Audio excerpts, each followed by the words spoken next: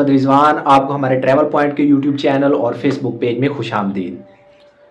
आज मैं आपको बताऊंगा कि अगर आप किसी भी वीज़े का वकाला पाकिस्तान से करवाना चाहते हैं, चाहे वो साय ख़ास है या आमिर मंजली है या किसी भी मुसस्से का है, तो उसके लिए हमें कौन कौन से डॉक्यूमेंट्स की ज़रूरत होती है कि जिसके ज़रिए हम पाकिस्तान में बैठ के उस वीज़े का वकाला कर सकें। तो इस वीडियो में मैं आपको बताऊंगा कि वो कौन कौन से डॉक्यूमेंट्स हैं जिनकी हमें ज़रूरत होती है।